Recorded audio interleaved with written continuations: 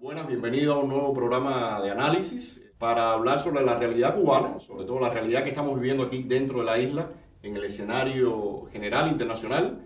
Y quisiera comenzar hablando un poco de la experiencia o de este tiempo que ha pasado desde el último programa que hicimos. Para nosotros la estadía en Miami fue bastante particular. El tiempo que estuvimos allá, las cosas que ocurrieron, finalmente, antes de regresar, un documento firmado por un amplio grupo de opositores aquí dentro de la isla y del exilio, donde planteamos nuestro posicionamiento. Que, por cierto, entrando por el aeropuerto, la seguridad del Estado estaba esperándonos para advertirnos, como dicen ellos, de que no iban a permitir que en Cuba ocurriera algo similar a lo que está ocurriendo en Nicaragua o en Venezuela. Pero hay otro tema que también quería tocar, y es toda la situación que se dio, un debate que debió haber ocurrido en el plano político y sin embargo se fue a una chusmería, a una ofensa, a algo muy lamentable, que estando allá no quise tocar más, pero estando aquí desde Cuba, aquí dentro, sí quisiera mencionar nuevamente. Y no sé, algunos de ustedes si quisiera arrancar con este punto. Esto que ocurrió durante estos casi 4 meses que nosotros permanecimos por razones ajenas a nuestra voluntad y también por una necesidad que tuvimos de estar allí ese tiempo.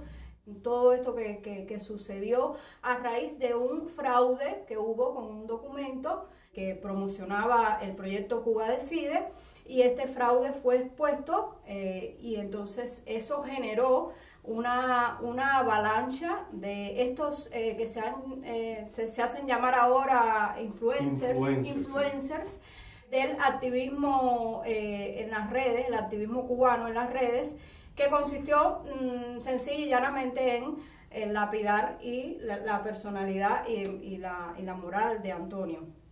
Típico trabajo de la seguridad del Estado. Obviamente ahí se mezclan muchas cuestiones, se mezclan cuestiones personales, dolores personales, se mezclan insatisfacciones, se mezclan culpas. Cuestiones de ego también. Ego. La necesidad de sobresalir. Pero yo creo que, como decía Antonio, lo que sí tiene que comenzar a suceder es el debate político, el encuentro entre los actores reales, no los actores inventados, no los actores construidos, no los líderes construidos, en ese debate que puede ser público. Nosotros hemos dicho varias veces que no necesariamente todas las estrategias, obvio, tienen que ser expuestas, pero en ese debate yo creo que sí los cubanos, las personas que cada día acceden más a la información, conocerían y verían, como está ocurriendo ahora mismo en todos estos procesos electorales en otros países, quiénes son los opositores, qué propuestas tienen para la Cuba presente, para la Cuba futura.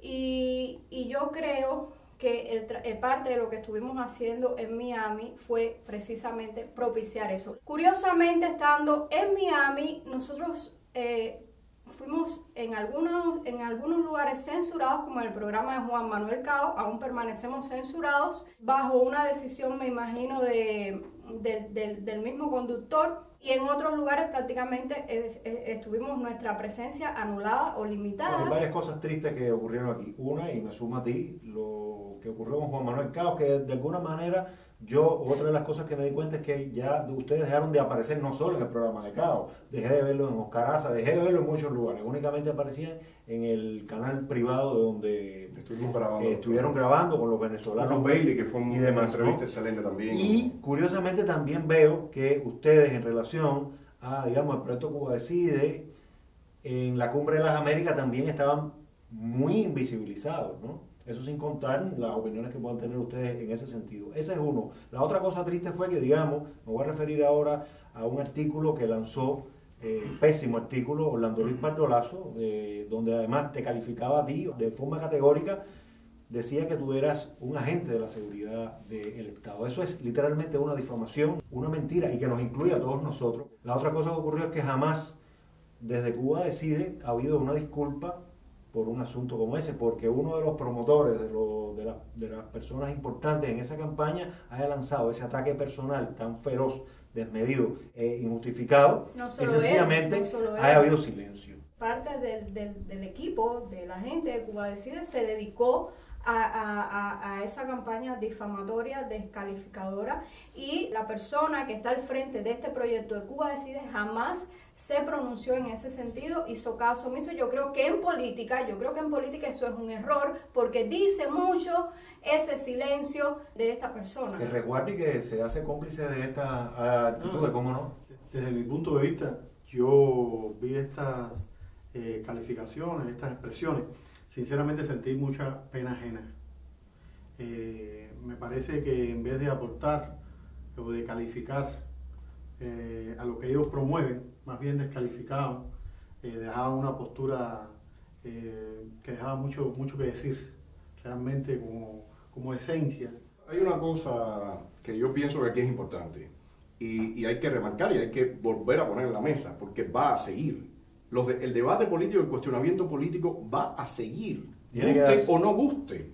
Aunque una persona se desnude para ofender o la otra persona ofenda o este otro individuo. Mira, Orlando Pardo nosotros lo conocemos desde acá y realmente cuando leí todas las tonterías que ponía, yo me cuestionaba si era el mismo individuo que tantas veces vimos acá colapsando de miedo.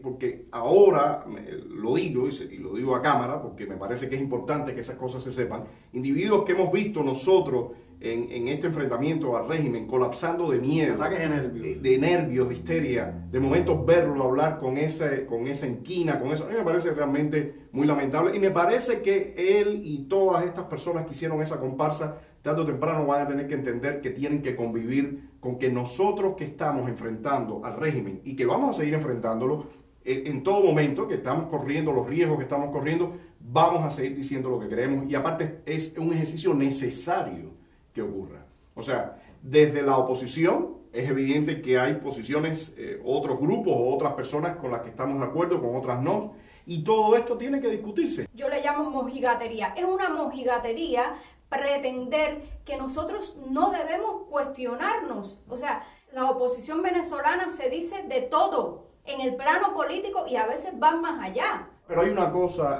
Ayler, que yo creo y quiero señalar. En el caso cuando empezaron a atacarme, las personas que atacaron muy furibundas y con ofensa, ninguno está dentro de la isla.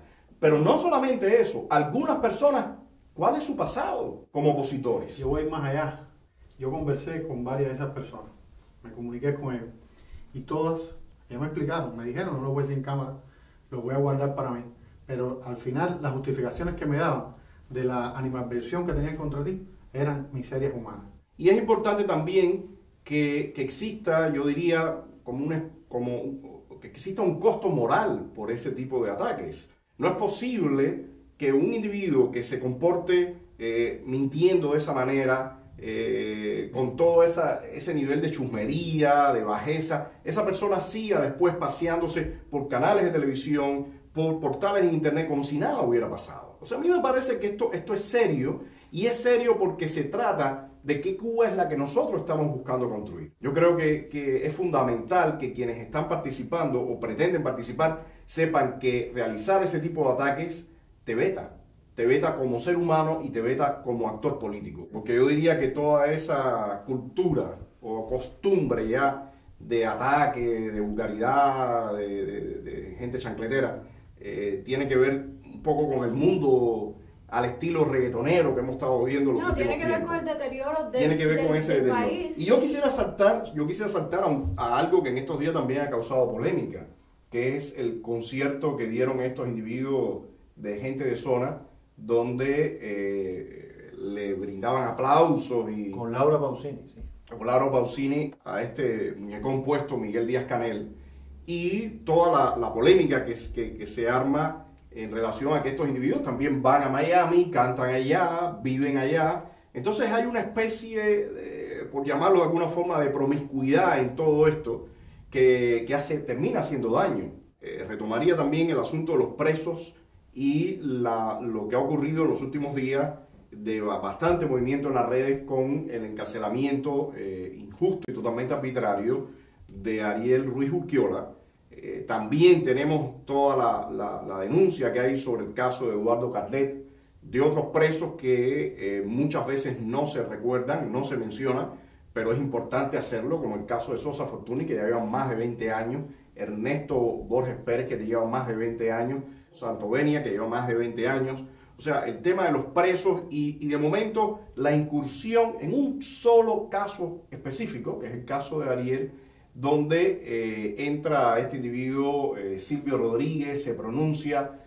O sea, pongo todo esto en la mesa para un poco contextualizar y discutir esta situación de la realidad que estamos viviendo en estos días, ¿no? De la realidad nacional noticiosa. Nosotros, como digamos, Estado de SAT, tenemos de alguna manera la obligación de siempre poner el dedo sobre la llaga cuando ocurren este tipo de cosas, ¿no? Es horrible ver cómo estos músicos de gente de zona, cuando van a cantar delante de Díaz-Canel, están legitimando todo lo que ocurre con los presos políticos, las golpizas a las damas de blanco, están siendo cómplices también de que los cubanos no puedan invertir en su propio país, de que no tengan el derecho de exportar, importar, es decir, todo el gran desastre, que no exista la posibilidad de tener partidos políticos. ¿Cómo es posible que después que unas personas, unos músicos que tienen esa actitud puedan ser recibidos en Miami, tengan visa para ese país que además defienden o promueven levanten su capital, levanten su capital en ese mundo? Es ahí la cuestión. ¿Cómo la administración norteamericana continúa permitiendo que esta historia del falso intercambio cultural, que no es otra cosa que una labor de penetración de inteligencia en las academias, en las instituciones norteamericanas para sembrar el castrismo, siga permitiéndose? Aquí está la parte ética del asunto, de lo cuestionable que pueden ser los individuos estos, gente de zona, y está la parte ya práctica, legal. ¿Sí? Legal. ¿Por qué estas personas continúan entrando a los Estados Unidos? Un mes antes hubo todo... Kennedy Trade Center. Exacto. Una delegación de más de 200 oficialistas del régimen en ese centro cultural. Eso es algo que yo creo que los cubanos que viven fuera, los cubanos con vergüenza que viven fuera, tienen que presionar a sus representantes, para ejercer presión sobre estas cuestiones. Yo creo que los cubanos de fuera de Cuba, en este caso los cubanos de Miami, tienen que comenzar a usar su hay se habla de un concierto de esta cantante, Laura Pausini, casualmente 26 de julio. A mí me parece un poco provocador. Y todo esto está ocurriendo mientras a ningún opositor en Cuba lo dejan salir de Cuba para viajar. Y además eso manda un mensaje fatídico para los opositores dentro de Cuba. Una y otra vez mucha gente pierde el ánimo de lucha porque dice: no nos están considerando, no nos están tomando en cuenta. No tenemos un real apoyo, ni en lo moral, ni en lo económico, ni en otro tipo de cosas. Es la resaca, el rezago de la era Obama. Todas esas fueron las visas que Obama entregó y que hasta que no se venzan, no sé qué va a acabar. Pero sí puede haber un veto en eso. Yo creo que hay un acápite en la ley americana que dice que si tú eres cómplice, lo mismo de terrorismo, de violencia, no sé qué. En este caso, usted está alabando, aplaudiendo frente a un público, usted está aplaudiendo al dictador de turno, al dictador marioneta de turno. Entonces, eso tiene que tener un costo, y el mayor costo al final para toda esa gente tiene que ver en su bolsillo. Exacto. Su bolsillo, porque esa gente no hace dinero en Cuba, esa gente hace dinero en Miami y hace dinero fuera de Cuba. Incluso llevándolo de músicos a músicos. Gorky Águila, en las últimas ocasiones que ha ido a salir, no lo han dejado salir. Entonces, estos individuos pueden dar los conciertos acá, aplaudir a Díaz-Canel, ir allá, dar los conciertos, llenarse los bolsillos, Laura Pausini puede venir. O sea, es evidente que, como tú decías, Claudio, eso moralmente es fuerte para las personas que se están enfrentando al régimen. Y me parece, y fue parte de también lo que he venido diciendo, de una de mis conclusiones de este viaje a Estados Unidos, es que la oposición interna necesita muchísimo más apoyo. No un poco más, no, muchísimo más apoyo, muchísimo más foco, porque de lo contrario se está esperando a que un día ocurra un milagro. Y los milagros ocurren, pero no siempre. Las personas que están acá adentro, en esa primera línea de batalla, reciban el apoyo necesario. Y hay que poner énfasis en eso. Y en eso creo que todas las personas que hablan y tienen un compromiso con la libertad de Cuba, ya sean los legisladores cubanoamericanos, ya sean personas que tienen liderazgo dentro de la comunidad de Miami, ya sean artistas que están fuera de Cuba también, deben solidarizarse en este tema. Y a mí me gusta insistir, porque algunos cubanos creen que porque se fueron de Cuba, el castrismo no los va a alcanzar. Y ese es el gran y eterno No, pero problema. ya los alcanzó. Por eso. Miami en este momento, hace un tiempo atrás, no recuerdo, no sé si te acuerdas que en una entrevista en el Diario de las Américas hablábamos sobre eso y decíamos que Miami está pujando, que el castrismo está pujando con Miami. Bueno, pero me voy de Miami porque Miami ya es casi Cuba, pero te sigues yendo y te va a alcanzar donde quiera, porque en Nueva York, ahí están ellos en ese centro cultural. Una sencilla razón, Ayler. Usted se va de Cuba y usted deja a sus rehenes familiares en Cuba, tiene que seguir mandando dinero para Cuba, y mientras que este régimen no se caiga, usted tiene a esa gente ahí, tú sabes, anclada. Entonces, por una cuestión ya casi elemental, práctica, cada quien debe acabar con el mal, con el engendro, con la fuente. Y tiene que poner... y hacer una oposición en ese caso a estos individuos que están viviendo del castrismo, se anclan en el castrismo y salen a otros mundos a buscar su capital. Estos artistas son unos desvergonzados, pero tan desvergonzados son los que los aplauden. Por lo menos es mi manera de ver la cosa. Y al que no le interese que cante aquí o allá, para mí es un desarmado. Si la oposición interna tiene que recibir un gran apoyo, aún mayor los presos políticos. Porque cuando Cuba ya es de por sí una cárcel, pero cuando usted está detrás de una reja, la situación es realmente terrible. Y estamos viendo lo que le ha ocurrido ahora a nuestro amigo Ariel Ruiz Urquiola, algo que se fue construyendo y que se fue tejiendo poco a poco hasta arrinconarlo. Hemos visto lo que le ha pasado también al doctor Cardet, que está en una situación... Que dice que no se puede politizar lo de Ariel.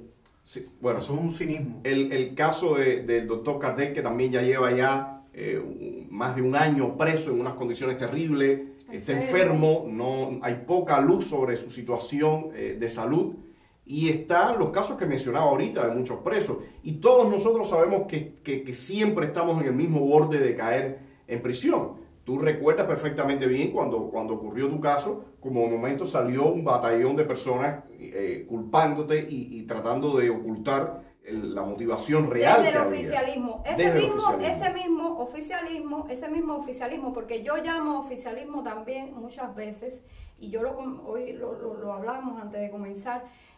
Tú mencionabas lo de Silvio Rodríguez, que se ha declarado a favor de Ariel. Y entonces yo entro en una disquisición con esto, porque digo, bueno, coherencia, Silvio Rodríguez. Tú ahora resulta que todo este mundo académico de izquierda, el caso de Ariel le motiva, por ser obviamente Ariel un tipo, llamémoslo singular, ¿no? Pero, sin embargo, esa solidaridad que ha habido con Ariel desde estos mundos académicos es nula para otros presos políticos que han estado en huelga de hambre, para este mismo doctor Cardet. O sea, hay presos que importan y otros no. Como si todas las injusticias no fueran iguales. Exacto, No, exacto. Las mujeres acá, ahora mismo hay 3 damas de blanco que están presas también, separadas de su familia, que están en una situación terrible como mujeres, y no hemos visto una respuesta de ese tipo. Cuando a mí nos mencionan los otros días que hay un artículo en la revista On Cuba, y después viene Silvio Rodríguez también a decir, mira, el régimen es muy astuto en, como se dice, recoger cordel.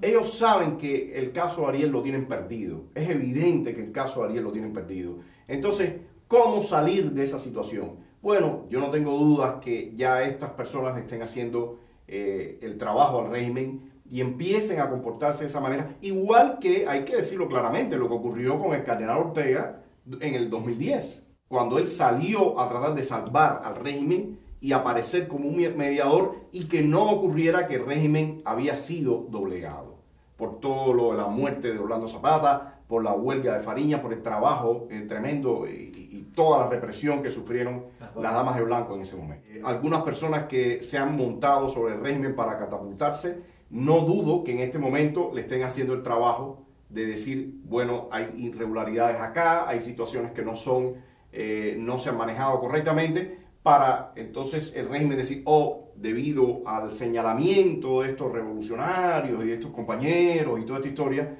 nos hemos percatado de que hay problemas y vamos a solucionar. Y lo otro es que el régimen también es muy astuto, porque cuando alguien como Silvio Rodríguez, que es un testaferro del régimen, que firmó, o sea, se pronuncia ahora por Ariel y firmó la carta de fusilamiento a los tres jóvenes aquellos, vamos a dejarlo claro. Se pronuncia entonces a favor de Ariel. ¿Qué pasa con algunas personas que ven esto en las redes? Dicen, bueno, empiezan, tú sabes, como a dudar de Ariel. Aquí ocurre una cosa, yo creo.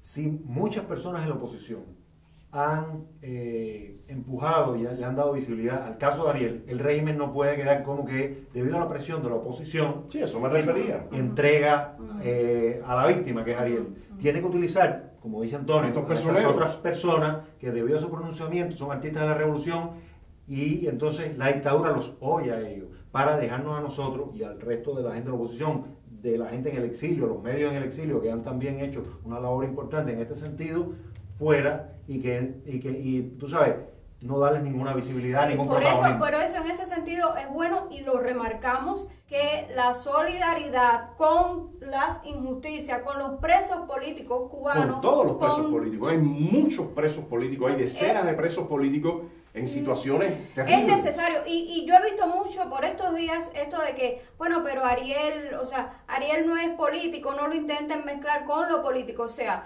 cuando un opositor o cuando algún activista cae en prisión o decide hacer una huelga de hambre, entonces...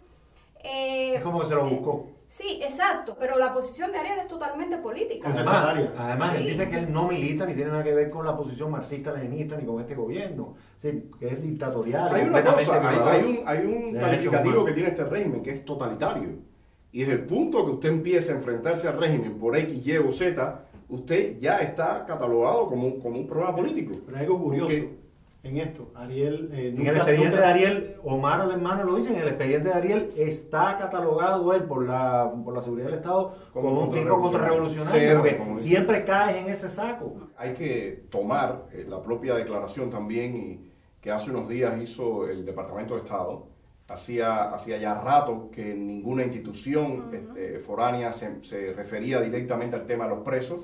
Mencionó al doctor Cardet, mencionó a Ariel, mencionó de forma general a los demás presos. Yo creo que hay que enfocarse en esto y que este debe ser un momento para poner los reflectores sobre el presidio político en Cuba. Un presidio que lleva ya casi 60 años, que ha sido tapado por toda la maquinaria propagandística del régimen, y que es importante que se ponga énfasis en la realidad tan difícil que hay detrás de las rejas en Cuba. Y incluso no solamente para los presos políticos, sino para los presos comunes, para los cuales no existe ningún respeto de sus derechos humanos y están muchos de ellos viviendo en condiciones realmente infrahumanas. De hecho, el recurso de la huelga de hambre en Cuba es tan recurrido precisamente por los niveles de indefensión que tienen los opositores y los presos políticos. Y de hecho usen un lenguaje o usen un término que viene del presidio político histórico, que es plantados. Sí. No, y además, fíjate, a nosotros que nos llaman aquí presos políticos directamente de la prisión, lo que nos dicen es, oye, no hay asistencia médica. Las autoridades penales están vendiendo los medicamentos para la presión y cosas así, que son importantísimos. Entonces las condiciones de la salud de los presos, de todos en general, es más que dura. Para mí ha sido muy llamativo ver que tanto la prensa escrita como en la televisión, como por todas partes, están tratando de darle un perfil a Díaz-Canel. Sí, está de campaña. Está como de campaña permanente, lo sacan por todas partes, va a todas partes, porque es evidente que para el cubano común este individuo es un don nadie. Es un papel triste, un papel de dictadores triste. Aquí dentro de Cuba ya sabemos que los cubanos, Díaz-Canel es un tipo totalmente gris, impopular, por eso es un infeliz, sin ningún carisma ni ningún arraigo en la gente. Algunas personas, y eso ya lo hemos hablado, intentan hacer ver como que Díaz-Canel es un tipo que tiene autonomía, que tiene algún poder y que puede, e incluso he visto en estos días con lo de Ariel, comentarios como, oye Díaz-Canel, tú, este muchacho, que esta culpa no caiga sobre ti. Señores, yo quiero a veces decir, esto es ingenuidad o esto es un trabajo también del régimen, porque a mí lo que me parece que el régimen está tratando de hacer es, pasando la página, tratando de pasar la página, refrescando la pantalla con este sonso, que incluso lo quieren aparecer como un tipo moderno, ya ven que anda con su esposa, como si la primera dama, para insertarlo al mundo real y al final maniobrar algo con la nueva administración norteamericana, que es en definitiva aquí el pollo del arroz con pollo. Al régimen cubano, a Raúl Castro, a Alejandro Castro Espín, a los militares de esa élite, lo que le interesa es Estados Unidos. Engañar nuevamente, intentar engañar nuevamente a Estados Unidos, y en eso andan. Yo pienso que esta historia de Díaz-Canel no es otra cosa que esa. Creo que viene lo de la reforma constitucional esta que están anunciando, vamos a hablar de eso, que vamos a hablar en otros programas, pero yo creo que van a hacer las maniobras de siempre y que Díaz-Canel es un peón del castrismo para esta nueva jugada que ellos están intentando, que no tiene otro objetivo que, como se dice, cuadrar la caja con la administración Trump. Pero yo sí quiero, por lo menos, bueno, pedirle permiso a Coqui a ver si este programa podemos cerrarlo con el tema de Díaz-Canel. Mickey de Grey, oye, ¿qué te parece? Y si es para ustedes, caballero. Muy bien, entonces podemos cerrar este programa con un Sí, tema. porque déjeme decirle, en la cámara está Gorky Águila. No, por eso fue que yo hablé bien de él, porque si no hubiera estado presente hubiera hablado mal. Nos vemos en el próximo programa de análisis. Vamos a seguir discutiendo la situación actual. Mucho de qué hablar. Todo este invento de una supuesta nueva constituyente y todo este teatro que el castrismo está tratando de armar para mantener el circo andando. Nos vemos en un próximo programa. Y hasta luego. Cantando este bonito a los nuevos tiranos.